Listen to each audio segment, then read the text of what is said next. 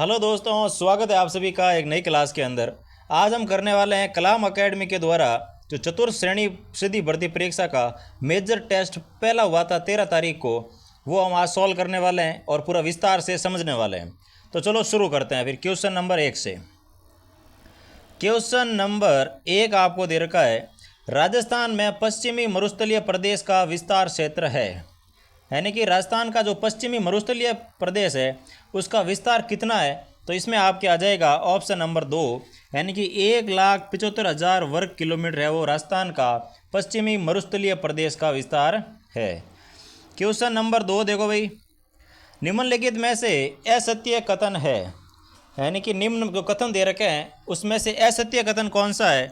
तो इसमें आपके आ जाएगा कि उड़िया का पठार सिरोही में स्थित है, बिल्कुल सही है, उड़िया का पठार सिरोही के अंदर ही स्थित है। भोराट के पठार की सर्वोच्च चोटी जरगा है, ठीक है भाई।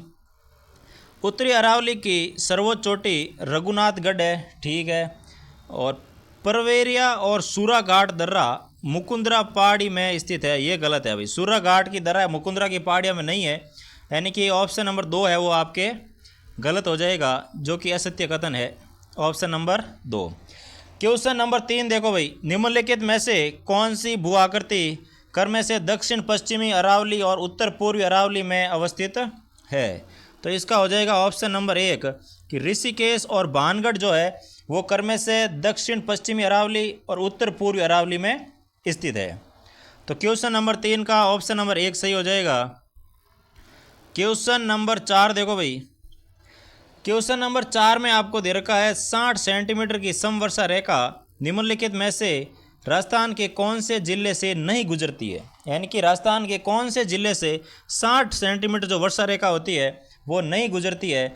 तो इसका ऑप्शन नंबर 2 आपके सही हो जाएगा कि सवाई माधोपुर जो है वहाँ से 60 डिग्री नहीं गुजरती है, जबकि जयपुर से होते हुए, अजमेर से होते हुए राजसमंद से आगे निकल जाती है, यानी कि सवाई माधोपुर है वो साइड में रह जाता है, तो यहाँ से ये नहीं गुजरती है अभी। क्वेश्चन नंबर 5 देखो, सूची 1 को सूची 2 से सुमेलित कीजिए।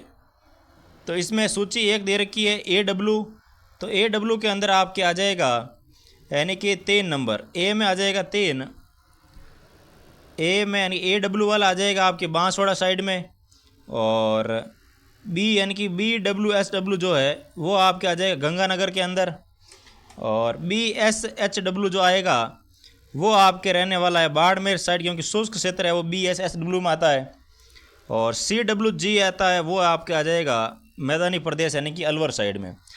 तो ए में 4, ए में 3 यानी कि 3 इसमें आ रहे हैं, और डी में आपके आ जाएगा 2, तो डी में 2 इसमें, यानी कि ऑप्शन नंबर 1 आपका सही रह जाएगा भाई।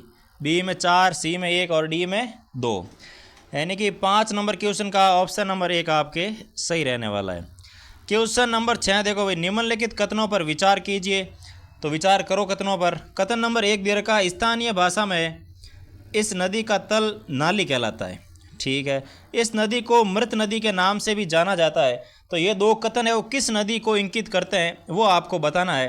तो ये आप सबको पता है कि घग्गर नदी के लिए ही शब्द यूज लिया जाता है, क्योंकि हनुमानगढ़ के अंदर जो घग्गर नदी का जो अपवा क्षेत्र है उसको नाली कहा जाता है, और इस नदी को मृत नदी के नाम से भी जाना जाता है। तो क्वेश्चन नंबर 6 का ऑप्शन नंबर 3 है वो सही हो जाएगा भाई। क्वेश्चन नंबर 7 देखो, निम्नलिखित में से कौन युग्म असुमेलित है, यानी कि नदियाँ दे रखी है और उसकी सहायक नदियाँ दे रखी है, और आपको बताना है कि कौन सा युग्म जो है वो सुमेलित नहीं है। तो इसमें आपके ऑप्शन नंबर 3 हो जाएगा कि लूणी नदी की सहायक नदी है वो सारनी नदी नहीं है भाई। बाकी पार्वती की अहेली नदी है, काली सिंध की परवन नदी है, और मही नदी की मोरेल नदी भी सहायक नदी है, लेकिन लूणी नदी की सारनी नदी है वो सहायक नदी नहीं रहने वाली है। तो क्वेश्चन नंबर 7 का ऑप्शन नंबर 3 है वो सही हो जाएगा। क्वेश्चन नंबर 8 देखो भाई, राजस्थान में खैर वन क्षेत्र पाया जाता है। तो राजस्थान में जो खैर के वृक्षों का क्षेत्र पाया जाता है वो अपने आ जाता है भाई सवाई माधोपुर, कोटा और चित्तौड़गढ़ साइड में। तो खैर के वन क्षेत्र कहाँ पाया जाता है, तो सवाई माधोपुर, कोटा व चित्तौड़गढ़। तो ऑप्शन नंबर 1 आपके सही हो जाएगा। क्वेश्चन नंबर 9 देखो भाई, ISFR 2023 के अनुसार राजस्थान में अभिलेखित वन क्षेत्र का विस्तार है। तो अभिलेखित वन क्षेत्र का विस्तार कितना है? तो इसमें आपके ऑप्शन नंबर 4 सही हो जाएगा कि 32,869 वर्ग किलोमीटर क्षेत्र रहने वाला है। तो 9 का ऑप्शन नंबर 4 है वो सही हो जाएगा। क्वेश्चन नंबर 10 देखो भाई, वन विभाग राजस्थान के प्रशासनिक प्रतिवेदन 2023 के अनुसार राज्य में सर्वाधिक वनावरण वृद्धि दर्ज की गई। तो सबसे ज़्यादा वृद्धि है वन आवरण क्षेत्र में वृद्धि कहाँ पर दर्ज की गई? तो इसमें आपके आ जाएगा अजमेर के अंदर, यानी कि सर्वाधिक जो वनावरण वृद्धि दर्ज हुई है वो अजमेर के अंदर हुई है, यानी कि राजस्थान का जो हृदय स्थल है वहाँ पे सबसे ज़्यादा वनावरण क्षेत्र में वृद्धि हुई है अकॉर्डिंग टू रिपोर्ट 2023 के अनुसार। ठीक है ना भाई। क्वेश्चन नंबर 11 देखो, जनगणना 2011 के अनुसार राजस्थान में अधिकतम शहरी बाल लिंगानुपात कौन से जिले में दर्ज किया गया? यानी कि सबसे अधिक शहरी लिंगानुपात जो है, शहरी बाल लिंगानुपात है वो कौन से जिले में दर्ज किया गया? तो इसमें आपके आ जाएगा नागौर के अंदर, यानी कि नागौर के अंदर सर्वाधिक बाल लिंगानुपात है और शहरी क्षेत्र के अंदर। तो क्वेश्चन नंबर 11 का ऑप्शन नंबर 4 आपके सही हो जाएगा। क्वेश्चन नंबर 12 देखो भाई, 2011 की जनगणना के अनुसार राजस्थान का दूसरा सर्वाधिक साक्षरता वाला जिला है, यानी कि राजस्थान के दूसरा सर्वाधिक साक्षरता वाला जिला कौन सा रहने वाला है? तो इसमें आपके आ जाएगा ऑप्शन नंबर 3, यानी कि जयपुर है वो दूसरा सबसे ज़्यादा शिक्षित जिला है। पहला कौन सा है? तो कोटा। पहला सर्वाधिक जो शिक्षित जिला है वो आपके कोटा रहने वाला है, शिक्षा की नगरी के नाम से प्रसिद्ध है ये, इसलिए कोटा पहले स्थान पर है और जयपुर दूसरे स्थान पर है भाई। क्वेश्चन नंबर 13 देखो भाई, निम्नलिखित में से राजस्थान के कौन से जिले में जिप्सीफेरस मृदा का विस्तार पाया जाता है? यानी कि कौन से जिले के अंदर जिप्सीफेरस मृदा पाई जाती है? तो इसका आपके ऑप्शन नंबर 4 रहने वाला है, यानी कि सर्वाधिक जिप्सम बीकानेर साइड से निकलता है, तो जिप्सीफेरस नदी भी, जिप्सीफेरस मृदा भी वहीं पे पाई जाती है। तो क्वेश्चन नंबर 13 का ऑप्शन नंबर 4 आपके सही रहने वाला है। क्वेश्चन नंबर 14 देखो भाई, निम्नलिखित में से कौन सी नदी बेसिन अवनालिका अपर्दन हेतु प्रसिद्ध है? यानी कि कौन सी नदी बेसिन है जो अवनालिका अपर्दन के लिए जानी जाती है? तो इसमें आपके रहने वाला है चंबल बेसिन, क्योंकि आप सबको पता है चंबल के बीड़ की रानी के नाम से भी जाना जाता है। तो बीड़ होती है वो अवनालिकाओं के कारण ही तो होती है भाई, पानी के अफवाह कारण जो ऐसे उबड़ खाबड़ जो आकृतियाँ बनती है, ये जो अवनालिकाओं का निर्माण होता है, इन्हीं के कारण ये चंबल नदी फेमस है भाई। करौली को कहते हैं अपने बीड़ की रानी, क्योंकि करौली से होते हुए चंबल नदी आगे गुजरती है, इसलिए 14 नंबर क्वेश्चन का ऑप्शन नंबर 3 है वो आपके सही हो जाएगा। क्वेश्चन नंबर 15 देखो भाई, निम्नलिखित में से कौन सी नदी त्रिवेणी संगम से संबंधित नहीं है? यानी कि कौन सी नदी है वो त्रिवेणी संगम से संबंधित नहीं है? तो इसमें आपके आ जाएगा साबरमती, अहेली और अंधेरी, जो नदियाँ तीनों दे रखी है ये त्रिवेणी संगम से संबंधित नहीं रहने वाली है, जबकि बेड़च है और बनास है और मेनाल, ये तीनों का संगम होता है, और चंबल, बनास, सीप इनका भी संगम होता है, बनास, डाई और खारी इनका भी संबंध होता है, संगम होता है, लेकिन सागरमती, अहेली और अंधेरी इन नदियों का कहीं पर भी संगम नहीं होता है, इसलिए ऑप्शन नंबर 2 है वो गलत हो जाएगा। क्वेश्चन नंबर 16 देखो भाई, इसरो की मरुस्थलीय व भू अवनयन एटलस रिपोर्ट 2021 के अनुसार राजस्थान में मरुस्थलीय क्षेत्र में दर्ज की गई। तो मरुस्थलीय क्षेत्र में क्या दर्ज की गई बताओ भाई?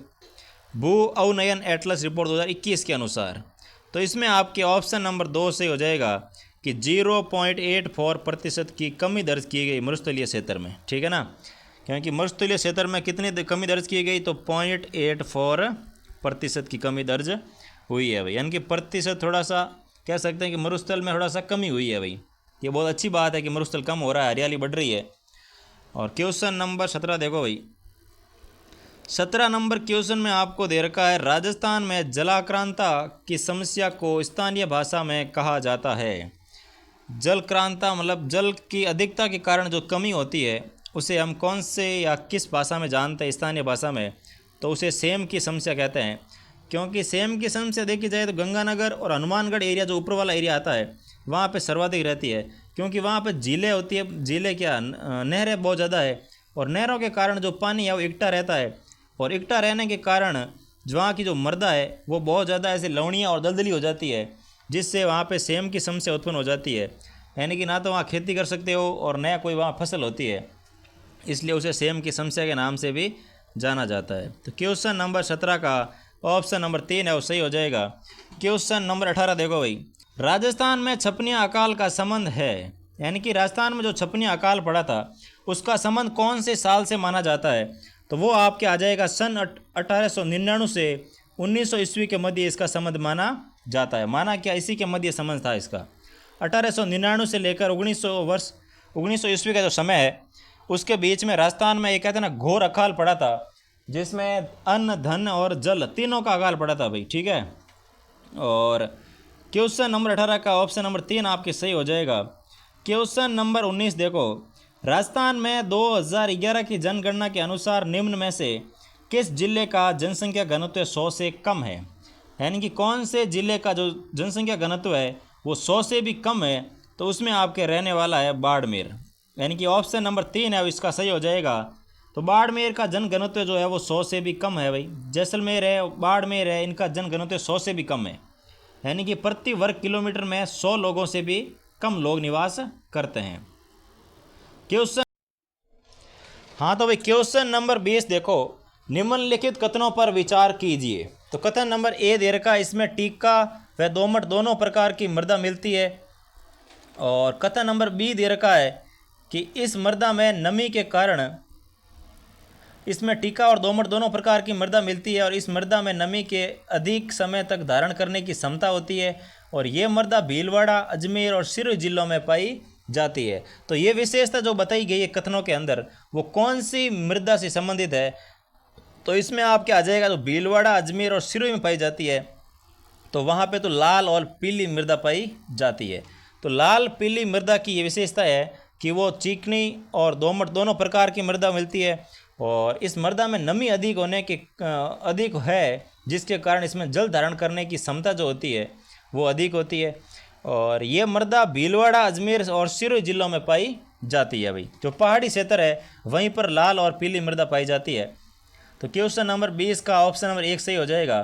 क्वेश्चन नंबर 21 देखो, राजस्थान में निम्नलिखित में से किस बालू का स्तूप को जीवावशेष बालू का स्तूप माना जाता है? यानी कि जीवों के अवशेष के कारण जो फेमस हुआ था बालू का स्तूप, वो कौन से बालू का स्तूपों को जीवावशेष बालू का स्तूप के नाम से जाना जाता है?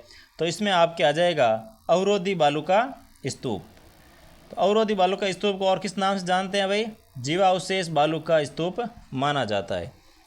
क्वेश्चन नंबर 22 देखो, उष्ण एवं अर्ध उष्ण कटिबंधीय स्टेपी तुल्य जलवायु BSHW निम्न में से किस जिलों के समूह में पाई जाती है? तो इसमें आपके आ जाएगा ऑप्शन नंबर 2, पाली, सीकर और झुंझुनू जो जिला समूह है इसके अंदर स्टेपी तुल्य वनस्पति पाई जाती है BSHW के अनुसार। BSHW। क्वेश्चन नंबर 23 देखो, निम्नलिखित में से किस वन्य जीव संरक्षण स्थल को पक्षियों का स्वर्ग कहा जाता है? यानी कि कौन से वन्य जीव अभयारण्य या वन्य जीव संरक्षण स्थल को पक्षियों का स्वर्ग कहा जाता है? तो इसमें आपके आ जाएगा भाई केवलादेव घना पक्षी विहार। केवलादेव घना पक्षी जो कि भरतपुर के अंदर स्थित है उसे पक्षियों का स्वर्ग भी कहा जाता है। क्वेश्चन नंबर 24 देखो, निम्नलिखित में से बेमेल युग्म का चयन कीजिए। यानी कि कंजर्वेशन रिजर्व दे रखे हैं और संबंधित जिला दे रखा है और आपको बताना है कि कौन सा है वो मेल सुमेलित नहीं है। तो इसमें दे रखा है देखो हमीरगढ़ जो कि भीलवाड़ा के अंदर, तो हमीरगढ़ भीलवाड़ा बिल्कुल सही है भाई। और गोगेलाव जालोर के अंदर ये गलत है भाई। और वड़ा खेड़ा सिरोही बिल्कुल सही है। अखर गांव अजमेर बिल्कुल सही है। लेकिन ये गोगेलाव तालाब, अब सुना होगा गोगेलाव तालाब के नाम से जाना जाता है इस स्थान को, क्योंकि यहाँ पे गोगेलाव तालाब नाम से एक जल संरक्षण स्थल भी है। तो गोगेलाव जालोर के अंदर नहीं है भाई। तो ये ऑप्शन नंबर 2 आपका सही रहने वाला है। क्वेश्चन नंबर 25 देखो, राजस्थान में सज्जनगढ़ बायोलॉजिकल पार्क स्थित है। यानी कि सज्जनगढ़ जो बायोलॉजिकल पार्क है वो आपके कहाँ स्थित है? तो इसमें आ जाएगा ऑप्शन नंबर 3 उदयपुर के अंदर। सज्जनगढ़ बायोलॉजिकल पार्क कहाँ है? तो सज्जनगढ़ अपने उदयपुर में स्थित है भाई। क्वेश्चन नंबर 26 देखो, राजस्थान में भूमिगत जल संरक्षण, भूमिगत जल में सर्वाधिक ब्लॉक किस श्रेणी के अंतर्गत आते हैं? तो इसमें आपके आ जाएगा अत्यधिक दोहन श्रेणी के अंदर सर्वाधिक ब्लॉक आते हैं। क्वेश्चन नंबर 27 देखो भाई, नाड़ा क्या है? नाडा होता है, नाडा वो क्या है? तो इसमें आपके आ जाएगा ऑप्शन नंबर 1, शेखावटी के अंत्य प्रवाह क्षेत्र में निर्मित कच्चे जो जल स्रोत होते हैं उसे नाडा भी कहा जाता है। यानी कि एक ऐसे खड्डा करके गोल स्थान बनाया जाता है खोद कर, ताकि साइड में से जो पानी आ रहा बारिश का वो ढाल के कारण इसमें आके इकट्ठा हो जाए, और बारिश के बाद जब बारिश के ख़त्म हो जाएगी तो वहाँ से जानवरों के पीने के लिए, पक्षियों के पीने के लिए और कुछ जगह पर खेती करने के लिए भी काम में लिया जाता है, जिसे नाडा कहा जाता है। ठीक है ना भाई। क्वेश्चन नंबर 28 देखो, गोवर्धन सागर और रंग सागर, अमरकुंड, दूध तलाई आदि जलाशय स्थित है। तो दूध तलाई आते ही आपको पता चल गया होगा कि हाँ ये सब कहाँ पर स्थित रहने वाले हैं। तो ये आपके उदयपुर में स्थित है भाई।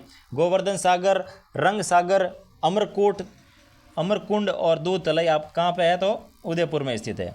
क्वेश्चन नंबर 29 देखो, निम्नलिखित में से राज्य की किस झील को रामसर आर्द्रभूमि की सूची में शामिल किया गया है?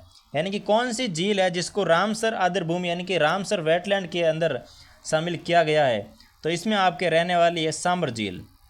सांबर झील को रामसर साइट घोषित किया गया है। और क्वेश्चन नंबर, और राजस्थान में अभी 2 नई जगह को और रामसर साइड में घोषित किया है।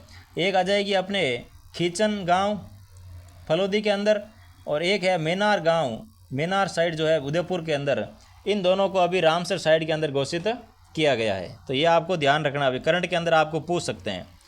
तो क्वेश्चन नंबर 30 देखो, जल मंदिर व जग निवास महल स्थित है। यानी कि जग मंदिर और जग निवास महल कहाँ पे स्थित है? पुष्कर झील के, नहीं पुष्कर नहीं, पिछोला झील के किनारे स्थित है भाई, उदयपुर के अंदर है। और पिछोला झील के अंदर स्थित है जग मंदिर और जग निवास। और जग मंदिर के अंदर स्वरूप सिंह ने 40 अंग्रेज अधिकारियों को शरण भी दी थी। ये 1857 क्रांति के समय आप पढ़ते ही होंगे। तो क्वेश्चन नंबर 23 का ऑप्शन नंबर 3 है वो सही हो जाएगा। क्वेश्चन नंबर 31 देखो भाई, निम्नलिखित में से किस झील में सौर वेधशाला स्थित है? तो सौर वेधशाला स्थित है, इसमें आपके ऑप्शन नंबर 2 सही हो जाएगा कि उदयपुर के अंदर जो फतेह सागर झील है वहाँ पे सौर वेधशाला स्थित है। क्वेश्चन नंबर 32 देखो, निम्नलिखित में से सही सुमेलित युग की पहचान करो। यानी कि परियोजना दे रखी है और संबंधित जिला दे रखा है और आपको सही सुमेलित युग की पहचान करनी है। तो क्वेश्चन नंबर 32 का ऑप्शन नंबर 3 सही हो जाएगा कि जो काली तीर लिफ्ट परियोजना है वो धौलपुर से संबंधित है। ये सुमेलित सही युग्म है, बाकी सारे के सारे असुमेलित रहने वाले हैं।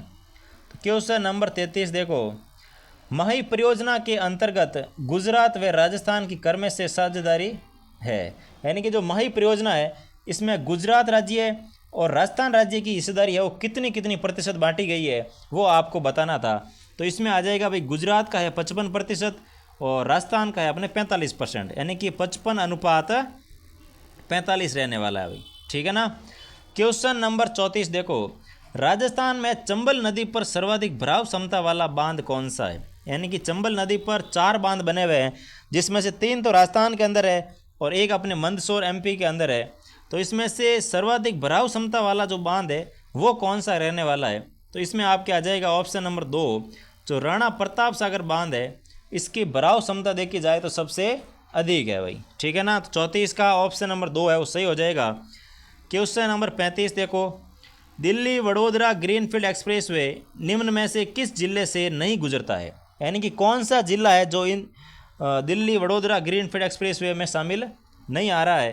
तो इसमें आपके ऑप्शन नंबर 1 सही हो जाएगा कि जयपुर है वो इसमें शामिल नहीं हो रहा है। बाकी कोटा से गुजर रहा है, तोसा से भी गुजरता है, अलवर से भी गुजरता है, लेकिन जयपुर से ये एक्सप्रेसवे नहीं गुजर रहा है, इसलिए जयपुर को अलग कर दो भाई।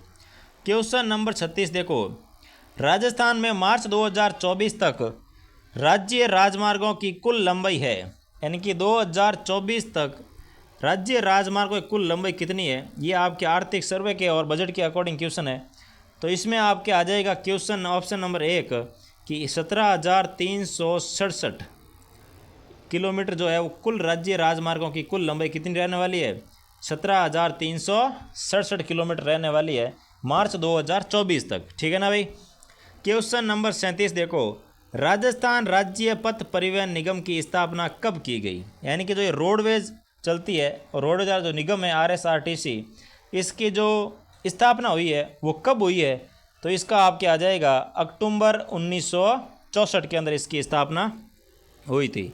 तो ऑप्शन नंबर ए क्या वो बिल्कुल करेक्ट हो जाएगा कि अक्टूबर 1964 के अंदर राजस्थान राज्य पथ परिवहन निगम की स्थापना हुई थी। क्वेश्चन नंबर 38 देखो, निम्नलिखित में से कौन सा कथन सही नहीं है? यानी कि कुछ कथन दे रखे हैं और आपको बताना है कि कौन सा कथन है वो सही नहीं है। तो पहला कथन देखो, राजस्थान 60 डिग्री 30 मिनट से 78 डिग्री 17 मिनट पश्चिमी देशांतरों के मध्य स्थित है। कर्क रेखा राजस्थान के 2 जिलों से गुजरती है, बिल्कुल सही है ये तो। राजस्थान इटली नॉर्वे इंग्लैंड जैसे देशों से अधिक क्षेत्रीय विस्तार रखता है, बिल्कुल सही है भाई। और इजराइल से तो 17 गुना ज़्यादा बड़ा है अपना राजस्थान। और राजस्थान के उत्तर पूर्व में हरियाणा एवं पंजाब राज्य स्थित है। तो उत्तर पूर्व के अंदर बिल्कुल हरियाणा और पंजाब राज्य स्थित है। और इसमें दे रखा है जो ये 69 और 30 दे रखा है ना, ये गलत हो जाएगा भाई, ये गलत दे रखा है। तो ऑप्शन नंबर एक है वो सही नहीं है, बाकी तीनों के तीनों सही रहने वाले हैं। क्वेश्चन नंबर 39 देखो, राजस्थान में मालवा प्रदेश का विस्तार है, यानी कि जो मालवा क्षेत्र है वो राजस्थान के अंदर कहाँ तक फैला हुआ है? तो इसमें आपके आ जाएगा ऑप्शन नंबर एक, यानी कि प्रतापगढ़ और झालावाड़ के जो मध्य वाला क्षेत्र माना जाता है, प्रतापगढ़ से लेकर झालावाड़ के ये जो बीच वाला क्षेत्र आता है ये अपने मालवा प्रदेश के नाम से जाना जाता है भाई।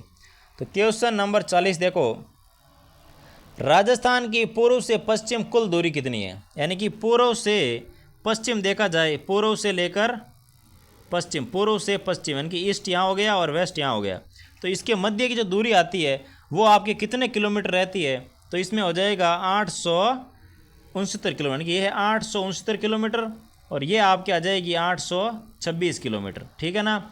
और इसके अगर डिफरेंस पूछा जाए तो वो आपके रहने वाला है 43 किलोमीटर, क्योंकि ये क्वेश्चन आया हुआ है कई बार कि देशांतरीय और अक्षांशीय विस्तार के मध्य का अंतर कितना है, तो वो आपके रहेगा 43 किलोमीटर, ठीक है ना भाई। तो क्वेश्चन नंबर 40 का ऑप्शन नंबर 2 है वो सही हो जाएगा।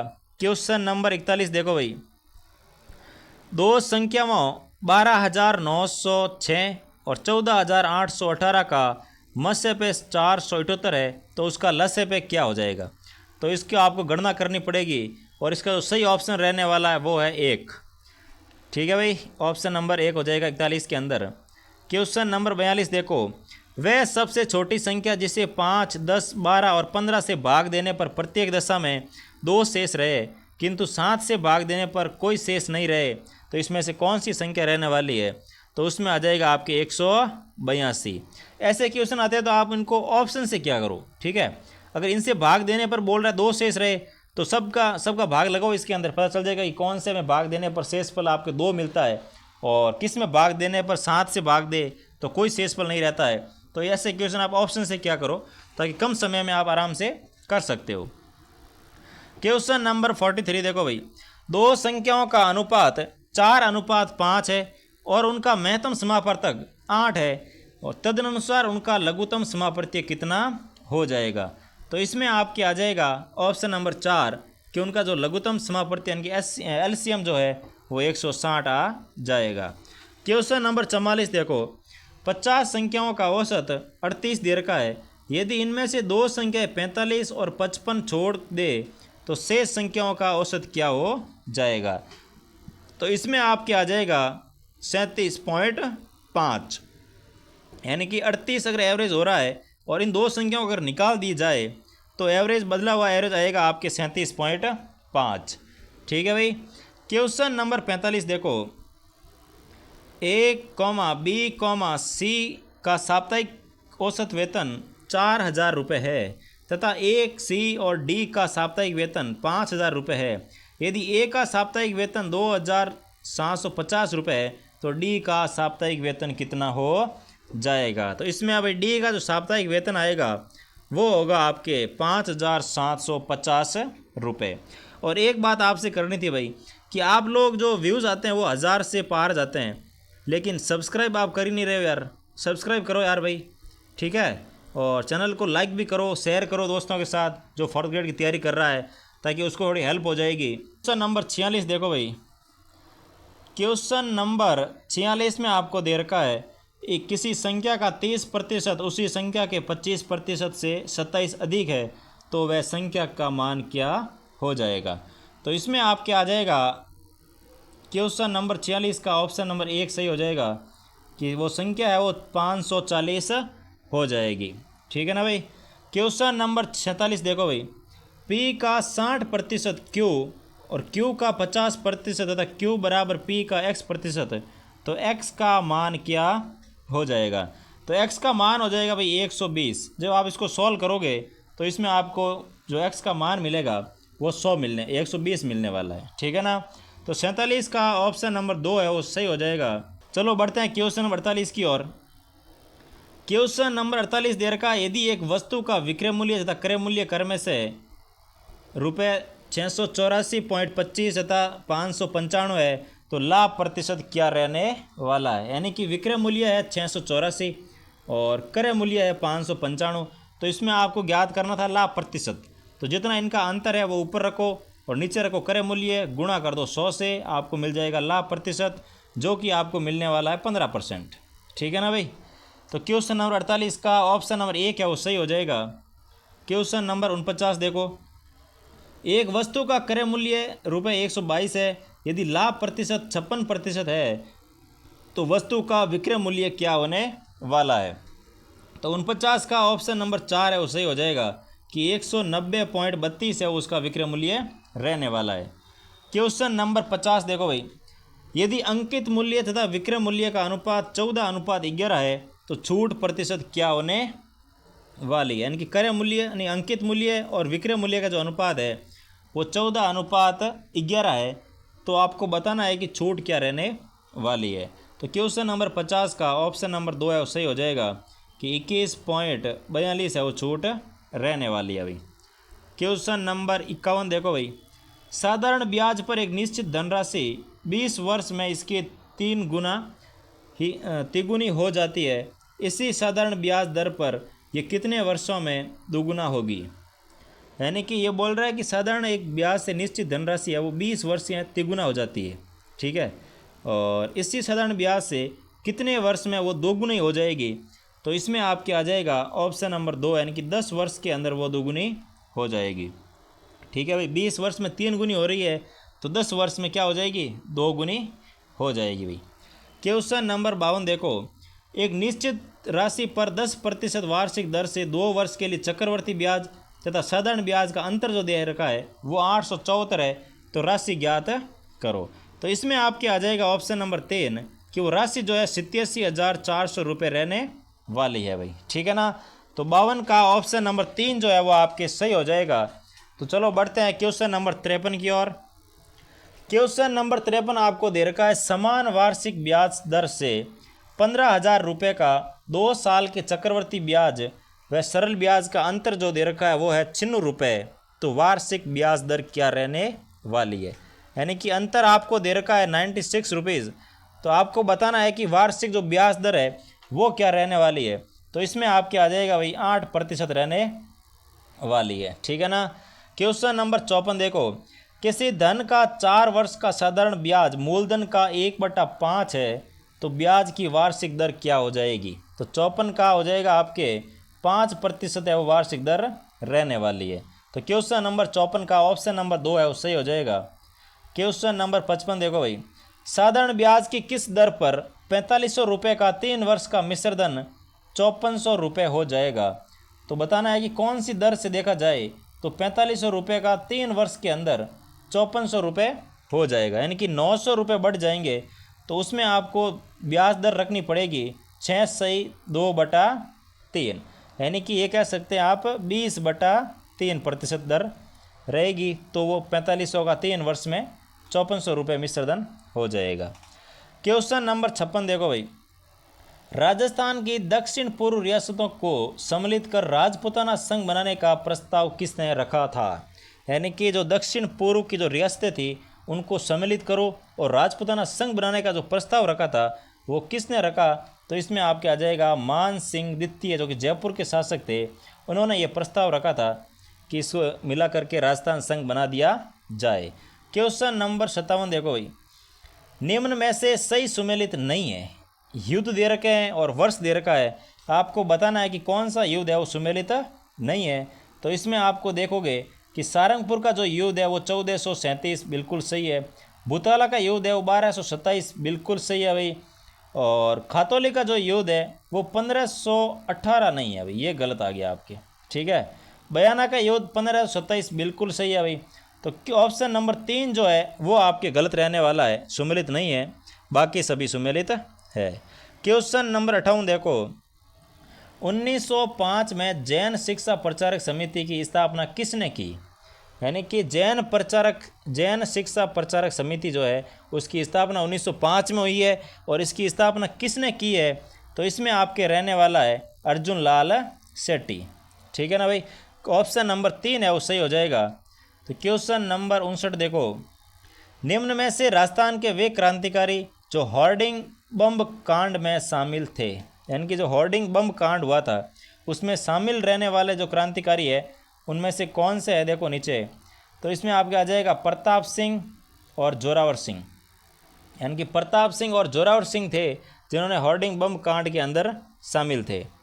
क्वेश्चन नंबर 60 देखो भाई, निम्न में से सही सुमेलित नहीं है, तो सुमेलित कौन सा नहीं रहने वाला है वो देख लो। तो रानाबाई जो है वो हरनावा गांव नागौर से संबंधित है, बिल्कुल सही है। गौरीबाई डूंगरपुर से है, बिल्कुल सही है, इनको वागड़ की मीरा भी कहते हैं, तो ये भी सही रहने वाला है। और रानी रूपा दे सोजत पाली, तो रानी रूपा दे सोजत पाली की नहीं थी भाई। और भूरीबाई अलख सादरगढ़ से थी, बिल्कुल सही है, भूरीबाई अलख है वो सादरगढ़ से ही थी। लेकिन रानी रूपा दे है वो अपने सोजत पाली से नहीं है, वो मारवाड़ से रहने वाले थे, अपने मालदेव की पत्नी थी रानी रूपा दे, और जैसलमेर से संबंधित थे, वो जैसलमेर की राजकुमारी थे और मारवाड़ की रानी साहिबा थे, ठीक है ना। तो 60 का ऑप्शन नंबर 3 है वो आपके सही रहने वाला है। क्वेश्चन नंबर 61 देखो भाई, निम्नलिखित में से किस एक का संबंध मेवाड़ प्रजामंडल से नहीं था? यानी कि नीचे कुछ दे रखे हैं क्रांतिकारी और आपको बताना है कि किसका संबंध है वो मेवाड़ प्रजामंडल से नहीं था। तो इसमें आपके आ जाएगा स्वामी गोपाल दास जी जो थे वो मेवाड़ प्रजामंडल से नहीं थे, वो जयपुर साइड में थे। तो ये जयपुर साइड वाला नहीं है, तो मेवाड़ से कौन नहीं थे? तो स्वामी गोपाल दास है वो मेवाड़ प्रजामंडल से संबंधित नहीं थे, यानी कि 61 का ऑप्शन नंबर 4 है वो सही हो जाएगा।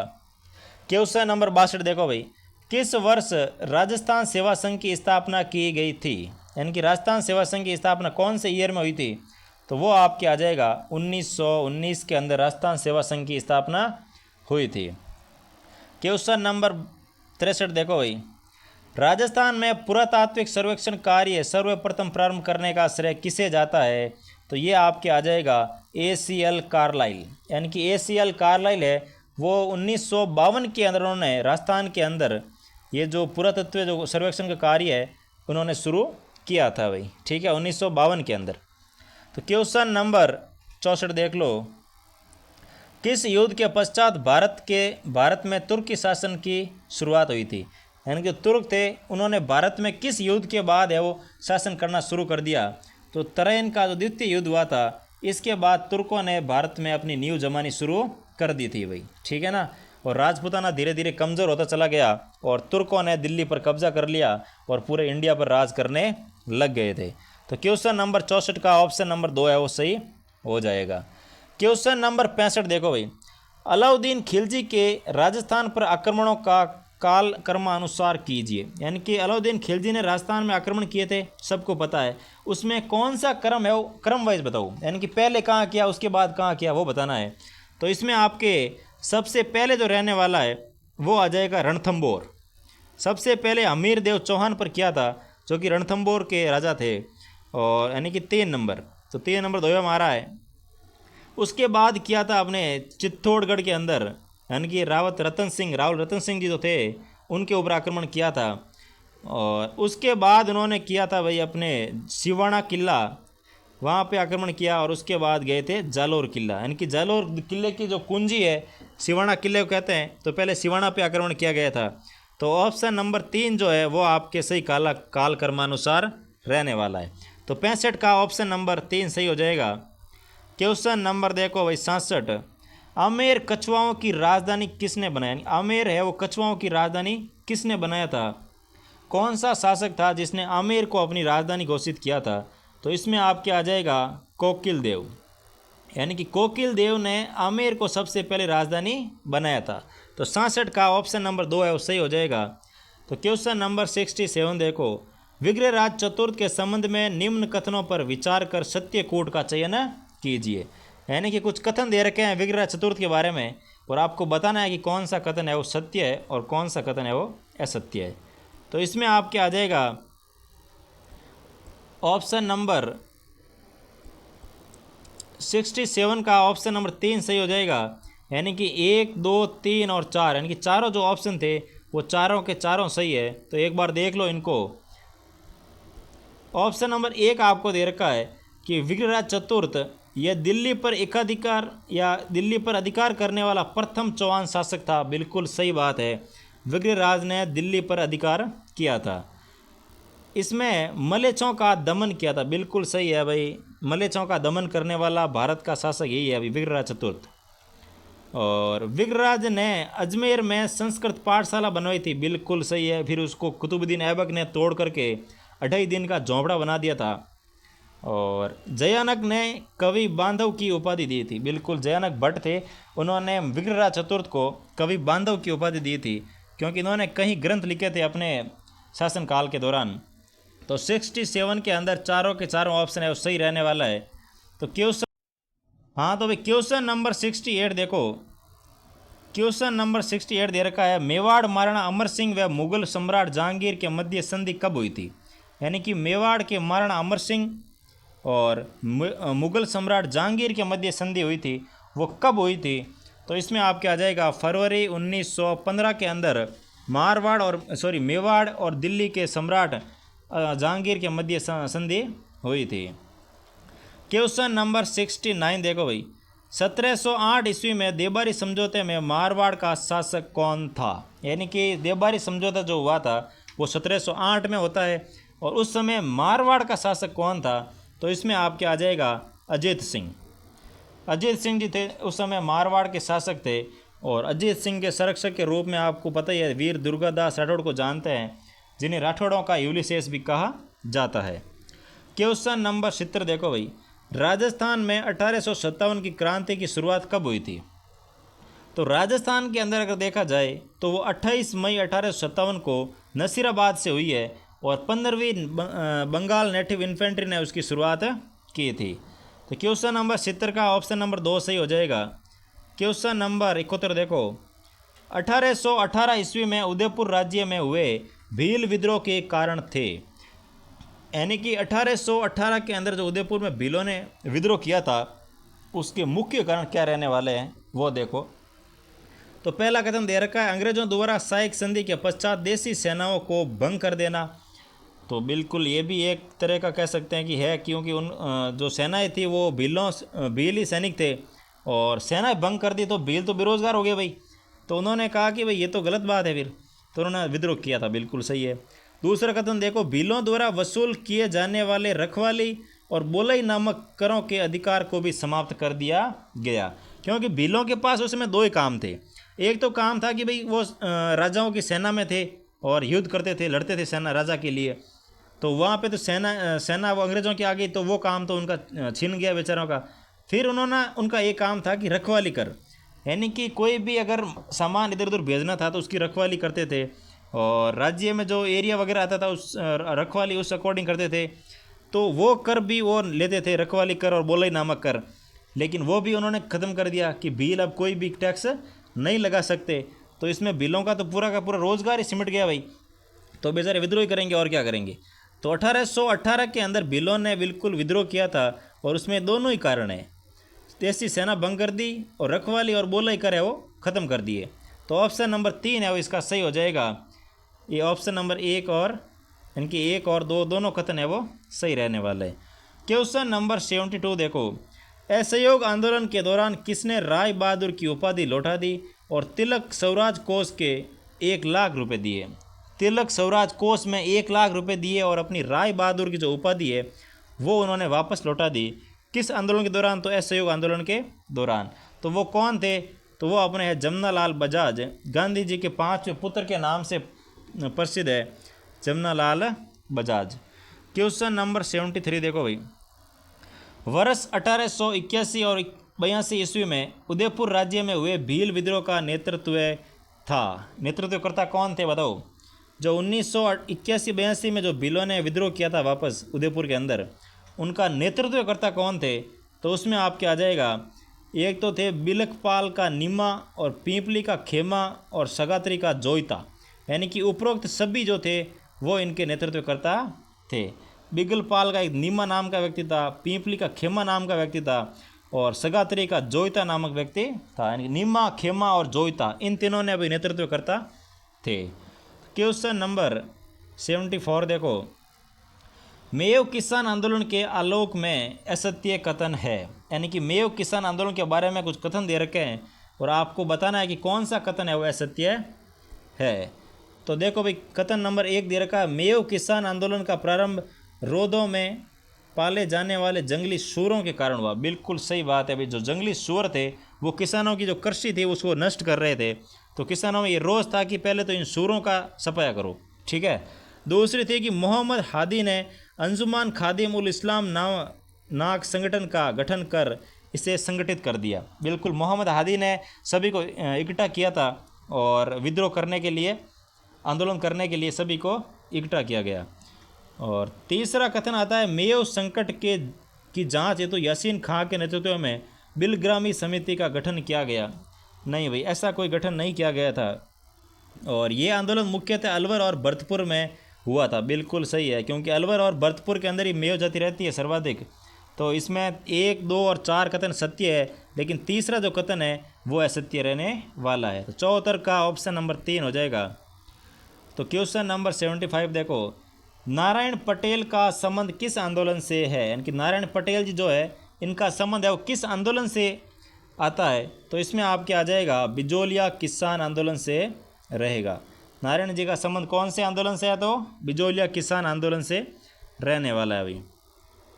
क्वेश्चन नंबर 76 देखो भाई, हाल ही में किसे अनुसंधान नेशनल रिसर्च फाउंडेशन का मुख्य कार्यकारी अधिकारी यानी कि CEO बनाया गया है, तो इसमें आपके ऑप्शन नंबर 2 सही हो जाएगा कि डॉक्टर शिव कुमार कल्याण रमन जो है उनको अनुसंधान नेशनल रिसर्च फाउंडेशन का मुख्य कार्यकारी अधिकारी बनाया गया है। ठीक है ना। तो क्वेश्चन नंबर 76 का ऑप्शन नंबर 2 सही हो जाएगा। क्वेश्चन नंबर 77 देखो भाई, 38वें राष्ट्रीय खेलों में राजस्थान पदक तालिका में कौन से स्थान पर रहा है। यानी कि 38वें जो राष्ट्रीय खेल हुए थे उसमें राजस्थान का स्थान कौन से स्थान पर राजस्थान रहा है, तो वो आपके आ जाएगा 15वें स्थान पर राजस्थान था। तो क्वेश्चन नंबर 77 का ऑप्शन नंबर 2 सही हो जाएगा।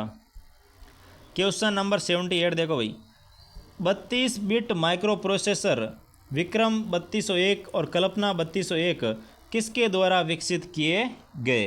यानी कि विक्रम और कल्पना जो माइक्रो प्रोसेसर है जिसकी क्षमता 32 बिट की है, उसको किसने भाई विकसित किया है, तो इसमें आपके आ जाएगा इसरो और सेमीकंडक्टर प्रयोगशाला चंडीगढ़, इन दोनों ने संयुक्त रूप से इसको विकसित किया है, विक्रम और कल्पना। ठीक है ना।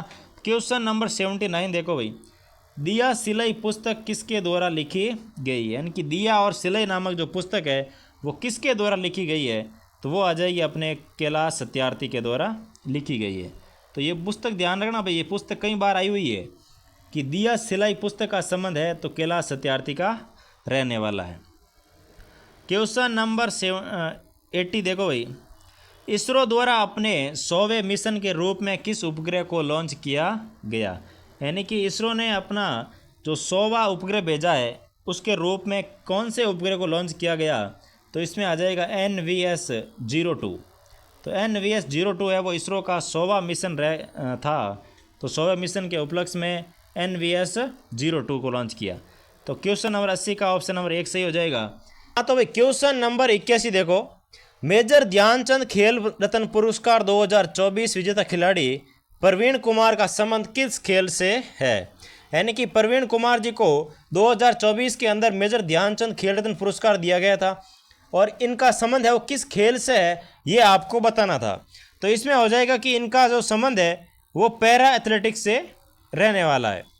तो प्रवीण कुमार जी का संबंध किस खेल से है, तो पैरा एथलेटिक्स है भाई ये, यानी कि पैरा एथलीट है प्रवीण कुमार जी। क्वेश्चन नंबर 82 देखो, पंचायत अंतरण सूचकांक 2024 के संबंध में निम्नलिखित कथनों पर विचार कीजिए। कथन नंबर 1 दे रखा है, यह सूचकांक नीति आयोग द्वारा जारी किया जाता है, ठीक है। और कथन नंबर 2 दे रखा है, इस सूचकांक में समग्र प्रदर्शन के आधार पर कर्नाटक राज्य देश भर में शीर्ष स्थान पर रहा है। तो इसमें आपके ऑप्शन नंबर 1 सही हो जाएगा कि जो कथन नंबर 1 दे रखा है वही सही है कि ये सूचकांक जो आता है पंचायत अंतरण सूचकांक, ये नीति आयोग द्वारा जारी किया जाता है, ठीक है भाई। तो क्वेश्चन नंबर 82 का ऑप्शन नंबर 1 सही हो जाएगा। क्वेश्चन नंबर देखो 83, 18वां प्रवासी भारतीय दिवस सम्मेलन कहाँ आयोजित किया गया, यानी कि जो 18वां प्रवासी भारतीय दिवस था वो कहाँ पर आयोजित किया गया था। तो इसका हो जाएगा भुवनेश्वर, उड़ीसा के अंदर। उड़ीसा की जो राजधानी है भुवनेश्वर, वहाँ पे 18वां प्रवासी भारतीय दिवस सम्मेलन आयोजित किया गया। क्वेश्चन नंबर 84 देखो, राष्ट्रीय हल्दी बोर्ड के संबंध में निम्नलिखित कथनों पर विचार कीजिए। पहला कथन दे रखा है, निजामाबाद तेलंगाना में राष्ट्रीय हल्दी बोर्ड की स्थापना की गई। और कथन नंबर 2 दे रखा है, पल्ले गंगा रेड्डी को इसका पहला अध्यक्ष बनाया गया। तो बिल्कुल भाई दोनों ही बात है वो सही है कि निजामाबाद तेलंगाना में राष्ट्रीय हल्दी बोर्ड की स्थापना की गई और पल्ले गंगा रेड्डी को इसका पहला अध्यक्ष बनाया गया। तो ये नाम ध्यान रखना, पल्ले गंगा रेड्डी को इसका अध्यक्ष बनाया गया हल्दी बोर्ड का। तो 84 का ऑप्शन नंबर 3 है वो सही हो जाएगा कि कथन 1 और कथन 2 दोनों ही सत्य है भाई। क्वेश्चन नंबर 85 देखो, 12वें क्षेत्रीय 3R और सर्कुलर इकोनॉमी फोरम का आयोजन कहाँ किया गया।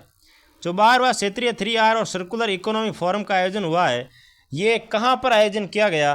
तो इसका आयोजन हुआ है भाई जयपुर के अंदर, ठीक है। तो ये ध्यान रखना, बहुत इंपॉर्टेंट सवाल है और ये आपको 4th ग्रेड के एग्जाम के अंदर देखने को मिलेगा, फिक्स है भाई, रट लो इस क्वेश्चन को कि 12वें क्षेत्रीय 3R और सर्कुलर इकोनॉमी फोरम का आयोजन कहाँ किया गया। तो राजस्थान की राजधानी जयपुर में किया गया। क्वेश्चन नंबर 86 देखो, हिंदी शुरू हो रही है यहाँ से। 86 में दे रखा है, यशोदा शब्द का संधि विच्छेद होगा कि यशोदा जो शब्द दे रखा है इसका संधि विच्छेद क्या होता है। तो ये विसर्ग संधि का उदाहरण है और इसका संधि विच्छेद होगा यश प्लस दा। यश के पीछे विसर्ग है और प्लस दा करोगे तो जो विसर्ग है उसका ओ हो जाता है और यशोदा बन जाता है। क्वेश्चन नंबर 87 देखो भाई, निम्न में से किस विकल्प में संधि विच्छेद गलत है। नीचे को संधि विच्छेद दे रखा है और आपको छांटना है कि कौन सा संधि विच्छेद है वो गलत दे रखा है। तो इसमें आपके हो जाएगा अनु प्लस इक्सा, अनविक्सा जो दे रखा है ये वाला जो गलत आपको दे रखा है भाई। क्वेश्चन नंबर 88 देखो, उपसर्ग रहित शब्द कौन सा है। आपको बताना था कि कौन सा शब्द जो है वो उपसर्ग रहित है। तो इसमें आ जाएगा ऑप्शन नंबर 4, काव्य जो दे रखा है ये उपसर्ग रहित शब्द है। क्वेश्चन नंबर 89 देखो भाई, संस्कृत में मुख्यतः उपसर्ग माने गए हैं, यानी कि संस्कृत भाषा के अंदर कितने उपसर्ग माने गए हैं। तो इसमें आपके आ जाएगा 22 उपसर्ग माने गए हैं।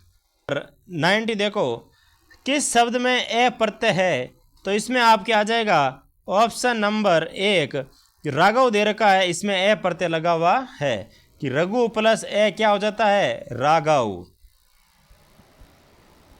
रघु प्लस ए क्या हो गया भाई, राघव हो गया, ठीक है ना। क्वेश्चन नंबर 91 देखो, निम्नलिखित में से किस शब्द में एरा प्रत्यय नहीं है। आपको वो शब्द बताना था जिसमें एरा शब्द है वो नहीं लगा हुआ है। तो इसमें आपके आ जाएगा सवेरा, कि सवेरा के अंदर एरा शब्द है वो एरा प्रत्यय जो है वो नहीं लगा हुआ है। ये सवेरा एक मूल शब्द है, ठीक है ना। क्वेश्चन नंबर 92 देखो, पृथ्वी का पर्यायवाची नहीं है, यानी कि नीचे कुछ शब्द दे रखे हैं जो कि पृथ्वी के पर्यायवाची है और आपको छांटना है कि कौन सा शब्द है वो पृथ्वी का पर्यायवाची नहीं रहने वाला है। तो जो भूदेव दे रखा है आपको, ये पृथ्वी का पर्याय नहीं है, ये सूर्य का पर्याय है भूदेव, ठीक है ना। क्वेश्चन नंबर 93 देखो, निम्नलिखित में से पुत्री शब्द का पर्यायवाची शब्द समूह कौन सा है, कि पुत्री शब्द जो है उसके पर्यायवाची कौन सा समूह है वो पर्यायवाची रहने वाला है। तो इसमें आपके आ जाएगा तनया और आत्मजा। जो तनया और आत्मजा है ये पुत्री शब्द का पर्यायवाची शब्द है भाई, ठीक है ना। क्वेश्चन नंबर 94 देखो, वह जो किसी के मर्म को जान ले, वाक्यांश के लिए एक शब्द क्या रहने वाला है। तो वाक्यांश के लिए कौन सा शब्द रहेगा भाई, जो वह जो किसी के मर्म को जान ले, तो उसके लिए हो जाएगा मर्मज्ञ, यानी कि मर्म को जानने वाला मर्मज्ञ है, और सब कुछ जानने वाला सर्वज्ञ है, बहुत कुछ जानने वाला या फिर बहुत ही अल्प जानने वाला तो अल्पज्ञ है, ठीक है ना। तो मर्म को जानने वाला क्या हो जाएगा भाई, मर्मज्ञ, ठीक है ना। क्वेश्चन नंबर 95 देखो, किस वाक्यांश के लिए प्रयुक्त शब्द सार्थक नहीं है।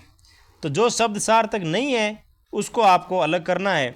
तो इसमें आ जाएगा देखो, वह जो शीघ्र उत्तर देने की बुद्धि रखता है, तो इसमें आपके आ जाएगा प्रत्युत्पन्नमति, यानी कि तुरंत आंसर देने की जो बुद्धि है उसे कहते हैं प्रत्युत्पन्नमति, ठीक है। ये तो बिल्कुल, ये तो आपके सार्थक है। फिर आता है वह जिसे भाषा का पूरा ज्ञान हो, यानी कि वह जिसे भाषा का पूरा ज्ञान हो उसे बहुज्ञ नहीं कहते हैं, ये गलत है भाई। यानी कि ऑप्शन नंबर 2 जो है वो सार्थक नहीं है। बाकी 3 माह के एक साथ होने, यानी कि 3 मास का समूह होता है उसे त्रैमासिक कहते हैं, 4 मास का समूह होता है उसे चतुर्मासिक या चौमासा कहते हैं, और जो दूसरों के दोष को खोजे उसे छिद्रान्वेषी कहते हैं, बिल्कुल सही है। लेकिन ऑप्शन नंबर 2 जो है वो आपका सार्थक नहीं रहने वाला है, इसलिए 95 का ऑप्शन नंबर 2 है वो सही हो जाएगा।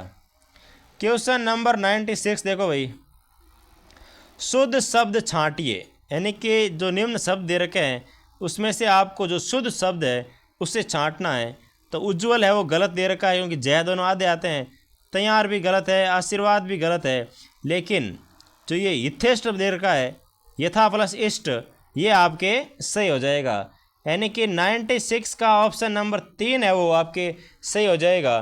तो क्वेश्चन नंबर 96 का ऑप्शन नंबर 3 हो गया, यानी कि यथेष्ट जो शब्द लिखा हुआ है वो एकदम बिल्कुल शुद्ध रूप से लिखा हुआ शब्द है। तो क्वेश्चन नंबर 97 देखो भाई, शुद्ध शब्दों का युग्म है, यानी कि नीचे कुछ शब्दों के युग्म दे रखे हैं और आपको बताना है कि कौन सा युग्म है वो शुद्ध शब्दों का युग्म है। तो इसमें आपके आ जाएगा मिष्ठान और केवली जो शब्द युग्म है वो बिल्कुल शुद्ध शब्द युग्म रहने वाले हैं। तो क्वेश्चन नंबर 98 देखो, अशुद्ध वाक्य का चयन करो। जो वाक्य अशुद्ध है उसको आपको चयन करना है। तो इसमें आपके आ जाएगा ऑप्शन नंबर 2 कि भीतर प्रवेश करना निषेध है। तो भीतर प्रवेश करना निषेध है, तो ये आपके वाक्य है वो अशुद्ध रहने वाला है भाई। तो क्वेश्चन नंबर 99 देखो, वह वाक्य शुद्ध वाक्य का चयन करो, यानी कि नीचे कुछ वाक्य दे रखे हैं और आपको बताना है कि कौन सा वाक्य है वो शुद्ध रहने वाला है। तो इसमें ऑप्शन नंबर 4 है वो सही है कि गीता का उपदेश सभी के लिए हितकर होता है, क्योंकि गीता एक भाई बहुत अच्छी किताब है और प्रत्येक इंसान को, मेरा तो यही मानना है कि प्रत्येक इंसान को अपने जीवन में एक बार गीता का पाठ सुनना चाहिए, या फिर स्वयं पढ़ते हो तो बहुत ही अच्छी बात है, लेकिन यूट्यूब पे या फिर कहीं से भी सुनना तो ज़रूर चाहिए, ठीक है। क्योंकि इसमें बहुत ही अच्छी अच्छी बातें दे रखी है भाई। जिस चीज़ की वजह से आप परेशान हो रहे हो ज़िंदगी के अंदर कि ये चीज़ ये हो जाएगी, वो चीज़ वो हो जाएगी, उन सब का सॉल्यूशन आपको गीता के अंदर मिल जाएगा। तो बिल्कुल ये सही है कि गीता का उपदेश है वो सभी के लिए हितकर रहने वाला है। तो 99 का ऑप्शन नंबर 4 है वो सही हो जाएगा। क्वेश्चन नंबर 100 देखो भाई, किसी भी सरकार के द्वारा लिए गए निर्णयों को एक साथ एक से अधिक विभागों, अधिकारियों, कर्मचारियों तक भेजा जाने वाला पत्र कहलाता है। यानी कि एक से अधिक विभागों, अधिकारियों और कर्मचारियों तक पत्र भेजना हो तो उसे आपको किस फॉर्मेट में लिखना होगा, तो उसे कहते हैं परिपत्र। परिपत्र आप लिखोगे तभी वो सभी के पास जाएगा। क्वेश्चन नंबर 101 देखो, राजकीय पत्राचार में जब अपने समकक्ष या अधीनस्थ कर्मचारी को साधारण संदेश देने के लिए पत्र लिखा जाता है उसे क्या कहते हैं। यानी कि या तो समकक्ष को आप पत्र लिख रहे हो या आपके नीचे कोई कर्मचारी काम कर रहा है उसको अगर आप पत्र लिखोगे तो वो आप किस रूप में या किस फॉर्मेट में लिखोगे, तो उसे आप ज्ञापन के रूप में लिखोगे कि भाई ये आपको ज्ञापन सौंपा जा रहा है। यानी कि 101 का ऑप्शन नंबर एक आपके सही हो जाएगा। क्वेश्चन नंबर 102 देखो भाई, सरकारी नियम, आदेश, चेतावनी, नियुक्ति, अवकाश आदि से संबंधित सूचना को संबंधित व्यक्तियों एवं आम जनता के लिए राजपत्र में प्रकाशित किया जाता है, उसे क्या कहते हैं? तो उसे आप कहोगे अधिसूचना। ठीक है ना, आम जनता है या कोई संबंधित व्यक्ति के लिए कोई भी अगर राजपत्र प्रकाशित किया जाता है तो उसे अधिसूचना कहते हैं कि सरकार से ये अधिसूचना आई है। ठीक है ना, तो 102 का ऑप्शन नंबर 4 सही हो जाएगा। क्वेश्चन नंबर 103 देखो, उर्दू शब्द है वो किस भाषा का शब्द है? जो उर्दू शब्द है ये किस भाषा का शब्द है ये आपको बताना था। तो ये उर्दू है वो तुर्की भाषा का शब्द रहने वाले हैं भाई। तो जब तुर्कों ने जब भारत पर आक्रमण किया तो उनकी जो भाषा है वो यहीं रह गई थी कुछ, इसलिए आज भी ये देखोगे उर्दू भाषा का जो बहुत ज़्यादा यहाँ पे प्रभाव पड़ता है हिंदी पर। तो 101 का आंसर नंबर 4 आपके सही हो जाएगा। क्वेश्चन नंबर 104 देखो भाई, 104 में दे रखा है अर्धशासकीय पत्र के संबंध में असंगत है, यानी कि अर्धशासकीय पत्र लिखोगे उसमें निम्न में से क्या है जो असंगत है वो आप लोग छांटना था। तो इसमें आ जाएगा ऑप्शन नंबर 2 कि इसमें विषय और संदर्भ अवश्य लिखा जाता है। कोई भी अगर आप अर्धशासकीय पत्र लिखते हो तो उसमें विषय और किस संदर्भ में लिखा है वो लिखना बहुत ही ज़्यादा ज़रूरी है। बाकी कोई चीज़ अगर आप छोड़ रहे हो तो भी कोई दिक्कत नहीं है, लेकिन ये दोनों है वो लिखने ज़रूरी है, ये आपको असंगत रहने वाला है। कोई ज़रूरी नहीं है कि आप विषय और संदर्भ लिखो या फिर ना लिखो। ठीक है ना, तो ये आपके असंगत रहने वाला है, बाकी तीनों के तीनों ऑप्शन है वो इसके संगत है। क्वेश्चन नंबर 105 देखो भाई, निविदा सूचना के प्रारूप में उल्लेखित होता है। जो निविदा सूचना होती है उसके प्रारूप में क्या उल्लेखित होता है? तो इसमें आपके आ जाएगा ऑप्शन नंबर 4 यानी कि उपरोक्त सभी। कार्य का संपूर्ण विवरण भी उल्लेखित होता है निविदा के अंदर, निविदा प्रपत्र जमा कराने की तिथि भी होती है और पत्र क्रमांक एवं दिनांक भी उसमें लिखी हुई होती है। तो क्वेश्चन नंबर 105 का ऑप्शन नंबर 4 आपके सही हो जाएगा। क्वेश्चन नंबर 106 देखो भाई, तत्समक तद्भव, तत्सम और तद्भव की दृष्टि से सुमेलित नहीं है, यानी कि कौन सा है वो तत्सम और तद्भव की दृष्टि से सुमेलित नहीं है? तो इसमें आपके आ जाएगा श्वास और सांस, ये दोनों है वो सुमेलित नहीं है। बाकी श्रृंगार का श्रृंगार सही है, लोमसा का लोमड़ी सही है, वीणा का बीना सही है, ये दोनों तद्भव और तत्सम और तद्भव का युग्म है। लेकिन श्वास और ये सांस ये दोनों है वो युग्म नहीं है भाई। तो 106 का ऑप्शन नंबर 3 सही हो जाएगा। क्वेश्चन नंबर 107 देखो भाई, निम्नलिखित में से भाववाचक संज्ञा है, यानी कि नीचे कुछ संज्ञा दे रखी है और आपको बताना है कि इसमें भाववाचक संज्ञा कौन सी है। तो 107 का हो जाएगा बचपन, यानी कि 2 जो है ऑप्शन नंबर 2 वो एक भाववाचक संज्ञा है जो कि बचपन है। बचपन नाम सुनते भी भाव आ रहे हैं ना मन में कि बचपन कितना हसीन था, मज़े कर रहे थे, मस्ती कर रहे थे, कोई टेस्ट नहीं देना, कुछ पढ़ना नहीं, कोई माइनस मार्किंग की दिक्कत नहीं, कोई मेरिट की दिक्कत नहीं, कट ऑफ की दिक्कत नहीं, पेपर लीक की दिक्कत नहीं, बस अपनी धुन में मस्त रहते थे। तो ये बचपन एक प्रकार का क्या है, भाव है भाई, इसलिए ये भाववाचक संज्ञा है। क्वेश्चन नंबर 108 देखो, निम्नलिखित में से किस विकल्प में सभी शब्द जातिवाचक संज्ञा है, यानी कि नीचे कुछ संज्ञाएं दे रखी है और आपको बताना था कि कौन से समूह के अंदर सभी शब्द है वो जातिवाचक संज्ञा है। तो इसमें आपके आ जाएगा ऑप्शन नंबर 3 दूध, पुस्तक और वकील। ये शब्द ऐसे है जो पूरी जाति का बोध कराते हैं कि दूध है तो पूरा दूध समाज का एक नेतृत्व कर रहा है कि हाँ दूध, और पुस्तक तो सभी पुस्तकें आ गई, वकील तो सभी वकील आ गए भाई, सीनियर जूनियर। ठीक है, और क्वेश्चन नंबर 109 देखो, अन्य पुरुषवाचक सर्वनाम में प्रयुक्त होने वाले शब्द है, यानी कि अन्य पुरुषवाचक जो सर्वनाम होता है उसमें कौन कौन से शब्द प्रयुक्त किए जाते हैं। तो इसमें आपके आ जाएगा वे और वे, यानी कि किसी भी शब्द में या किसी भी संज्ञा या सर्वनाम के आगे अगर वे या वे लगा हो तो समझ जाना कि वहाँ पे अन्य पुरुषवाचक सर्वनाम प्रयुक्त हुआ है। तो 109 का ऑप्शन नंबर 3 सही हो जाएगा। क्वेश्चन नंबर 110 देखो भाई, कोई जा रहा है वाक्य में सर्वनाम है। कोई जा रहा है, कौन जा रहा है पता है आपको? नहीं, कोई जा रहा है, यानी कि कोई ऐसा पता नहीं है कि कोई कौन जा रहा है, यानी कि निश्चित नहीं है कि कौन जा रहा है, इसका मतलब है कि वो अनिश्चयवाचक सर्वनाम, कोई जा रहा है, हम नहीं जानते लेकिन कोई जा तो रहा है, तो इसे हम कहते हैं अनिश्चयवाचक सर्वनाम। यानी कि 110 का ऑप्शन नंबर 2 है वो सही हो जाएगा। क्वेश्चन नंबर 111 देखो भाई, इनमें से किस विकल्प के सभी शब्द है वो विशेषण नहीं है।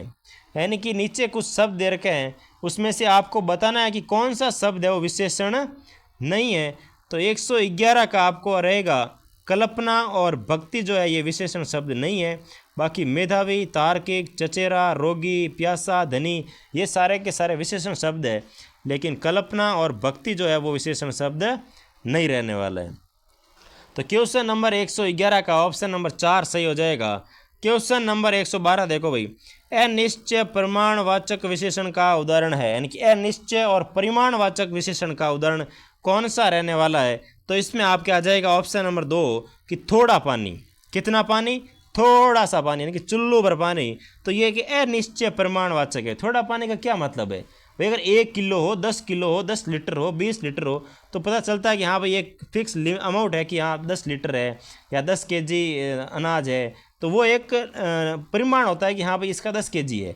लेकिन ये तो बोल रहा है थोड़ा पानी, तो थोड़ा पानी भाई कोई ऐसा है नहीं कि कोई निश्चय हो, तो इसमें हम कह सकते हैं अनिश्चय परिमाणवाचक विशेषण होता है। तो 112 का ऑप्शन नंबर 2 है वो सही हो जाएगा। तो क्वेश्चन नंबर 113 देखो भाई, सकर्मक क्रिया वाला वाक्य कौन सा है? सकर्मक का मतलब क्या होता है? जिस वाक्य में कर्म के साथ क्रिया का प्रयोग हुआ हो उसको हम क्या कहते हैं? सकर्मक क्रिया कहते हैं। ठीक है, यानी कि क्रिया के साथ कर्म प्रयुक्त हुआ हो तो उसे सकर्मक कहते हैं, और क्रिया के साथ अगर कर्म प्रयुक्त नहीं हुआ हो तो उसे हम अकर्मक क्रिया कहते हैं। तो 113 में ये पूछा गया है कि सकर्मक क्रिया वाला वाक्य कौन सा है। तो इसमें आपके आ जाएगा ऑप्शन नंबर 3 कि कविता पानी पी रही है। तो कविता क्या पी रही है? तो पानी पी रही है। सकर्मक और अकर्मक में आप यही ध्यान रखना कि किसी वाक्य को अगर पता करना हो कि सकर्मक है या नहीं है, तो आपको क्या शब्द से सवाल करना है। अगर आपको आंसर मिल रहा है, इसका मतलब वो एक क्रिया है वो सकर्मक है, और आंसर नहीं मिल रहा है तो समझ आना कि वो सकर्मक क्रिया नहीं है। तो अगर आप यहाँ पे सवाल करोगे कविता पानी पी रही है, आप करोगे सवाल कि कविता क्या पी रही है, तो कविता पानी पी रही है। तो 113 का ऑप्शन नंबर 3 है वो भी आपके सही हो जाएगा। क्वेश्चन नंबर 114 देखो, निम्नलिखित में से अकर्मक क्रिया है। अकर्मक क्रिया मतलब जिसके साथ कर्म प्रयुक्त नहीं होता है उसे अकर्मक क्रिया कहते हैं। तो इनमें से अकर्मक क्रिया कौन सी है? तो अकर्मक हो जाएगी भाई चढ़ना, यानी कि चढ़ने में किसी भी कर्म का प्रयुक्त नहीं होता है, इसलिए चढ़ना एक अकर्मक क्रिया रहने वाली है। क्वेश्चन नंबर 115 देखो, होनहार बीरवान के होत चिकने पात। होनहार बीरवान के होत चिकने पात लोकोक्ति का अर्थ है। तो इस लोकोक्ति का क्या अर्थ रहने वाला है भाई? तो इसमें आप देखो, मूर्ख व्यक्तियों के लक्षण बचपन में ही नजर आ जाते हैं। नहीं, होनहार लिखा हुआ है तो मूर्ख तो नहीं हो सकता। महान व्यक्तियों के लक्षण बचपन में ही नजर आ जाते हैं। शाबाश, ये रहने वाला है भाई। तो 115 का ऑप्शन नंबर 2 रहने वाला है कि जो होनहार व्यक्ति होते हैं उनके लक्षण बचपन में ही नजर आ जाते हैं। ठीक है ना भाई? तो 115 का ऑप्शन नंबर 2 है वो आपके सही हो जाएगा। हमारे मारवाड़ी में कहावत है ना कि पूतरा पग पालने में दिख जाएगा। अरे जकी बात है भाई कि होनहार बिरवान के होत चिकने पात, तो महान व्यक्तियों के लक्षण है वो बचपन में ही नजर आ जाते हैं भाई। पूतरा पग पालने में दिख जाए, जकी बात है भाई। क्वेश्चन नंबर 116 देखो भाई, निम्नलिखित में से लोकोक्ति का चयन कीजिए। यानी कि निम्नलिखित में से कौन सा है वो एक लोकोक्ति है। तो इसमें आपके आ जाएगा, सूप बोले तो बोले छलनी भी। यानी कि सूप अगर बोलता हो तो छलनी भी बोलनी शुरू हो जाएगी। तो इसका मतलब होता है कि अगर ये जो मुख्य घर का मुख्य परिवार होता है, मुख्य इंसान होता है, अगर वो बोले तो उसके बाकी सदस्य भी बोलने शुरू हो जाएंगे। तो सूप बोले तो बोले छलनी भी, तो इससे ये एक लोकोक्ति है भाई, बाकी सभी लोकोक्तियाँ नहीं है। तो 116 के अंदर ऑप्शन नंबर 4 हो जाएगा। क्वेश्चन नंबर 117 देखो, किस विकल्प में मुहावरे का भावार्थ गलत दे रखा है। यानी कि नीचे कुछ आपको मुहावरे दे रखे हैं और उसका भावार्थ दे रखा है, और आपको छांटना है कि कौन सा सुमेलित नहीं है। तो देखो सबसे पहला वाक्यांश क्या दे रखा है आपको, रंग में भंग होना यानी कि मज़ा किरकिरा होना, बिल्कुल सही है भाई। रंग में क्या होना, भंग होना, तो मतलब मज़ा किरकिरा होना। सिर धुनना यानी कि पश्चाताप करना, सिर को धुन रहे हो यानी कि पश्चाताप कर रहे हो। सोने में सुगंध यानी कि आदर सहित आज्ञा मानना, सोने में सुगंध का मतलब आज्ञा सहित आदर सहित आज्ञा मानना नहीं होता भाई। लकीर का फकीर होना यानी कि परंपरावादी होना, बिल्कुल इसमें 3 नंबर जो है वो आपके गलत रहने वाला है। सोने में सुगंध का मतलब होता है कि एक लाभ पे दूसरा लाभ होना, लेकिन यहाँ दे रखा आदर सहित आज्ञा का पालन करना, जो कि गलत रहने वाला है। इस मुहावरे का जो भावार्थ है वो गलत है भाई। क्वेश्चन नंबर 118 देखो, होम करते हाथ जलना यानी कि सही काम कर रहे थे और गलत हो जाता है, उसे हम कहते हैं होम करते हाथ जलना। मुहावरे का सही अर्थ क्या रहने वाला है, तो इसमें आपके आ जाएगा भलाई करने में नुकसान होना। वो आजकल यूट्यूब पे रील्स चल रही है ना कि कर्म करने जाता हूँ और कांड हो जाता है, तो वो इस मुहावरे पर सही बैठ रहा है भाई कि होम करते हाथ जलना यानी कि कर्म करने जाते हैं और कांड हो जाते हैं। इसलिए 118 का ऑप्शन नंबर 4 है वो आपके रहने वाला है। होम करते हाथ जलना यानी कि भलाई करने में नुकसान हो जाना। क्वेश्चन नंबर 119 देखो, निम्नलिखित में से अशुद्ध वाक्य शब्द कौन सा है।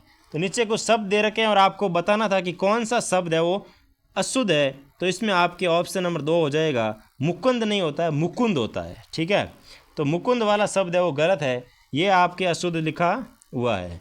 क्वेश्चन नंबर 120 देखो, और इस पेपर का लास्ट क्वेश्चन है आज, और अभी तक अगर चैनल को सब्सक्राइब नहीं किया है ना तो अभी कर लो भाई, 120 क्वेश्चन पूरा होने से पहले पहले कर लो।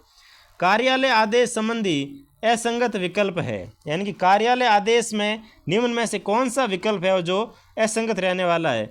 तो इसमें आपके आ जाएगा ऑप्शन नंबर 3 कि सामान्यतः इसमें विषय और संदर्भ अनिवार्य रूप से लिखा जाता है। यह है जो आपके असंगत है, कोई अनिवार्य नहीं है कि विषय और संदर्भ लिखा हुआ हो, लेकिन यह है कार्यालय आदेश का असंगत विकल्प रहने वाला है। तो 120 का ऑप्शन नंबर 3 है वो आपके सही हो जाएगा। हाँ तो भाई ये था आपके कलाम एकेडमी का 13 तारीख वाला मेजर टेस्ट पहला था, और पहला टेस्ट हो चुका है कंप्लीट, और ये था इसका सॉल्यूशन। और चैनल अगर आपने अभी तक सब्सक्राइब नहीं किया है तो वो तो आपको करना ही है।